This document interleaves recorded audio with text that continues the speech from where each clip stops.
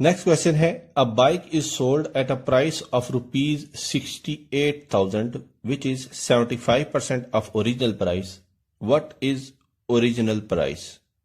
Question में बताया गया है कि एक बाइक को 68,000 में बेचा गया है जो कि ओरिजिनल प्राइस का 75% है।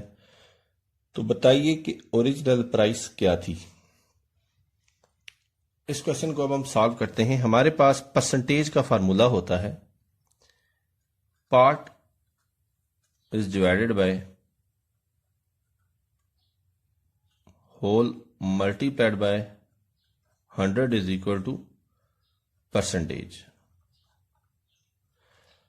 अब क्वेश्चन की स्टेटमेंट में इन्होंने होल या ओरिजिनल या टोटल हमसे पूछा है और पार्ट बताया है और उस पार्ट का होल से परसेंटेज भी बताया है। तो अब हम इसको सॉल्व करेंगे इस फार्मूले की मदद से। तो पार्ट हमारे पास है 68,000, होल या ओरिजिनल या टोटल हमें नहीं मालूम, multiplied by 100 is equal to 75। अब हम क्या करेंगे, होल इस इक्वेशन में यहां पे डिवाइड हो रहा है तो राइट साइड पे जाके मल्टीप्लाई हो जाएगा। तो ये होगा 68,000 is multiplied by 100 is equal to 75 multiplied by whole।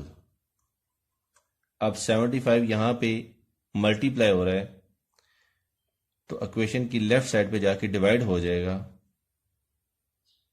तो हमारे पास होल जो होगा वो होगा 68,000 is multiplied by 100 is divided by 75।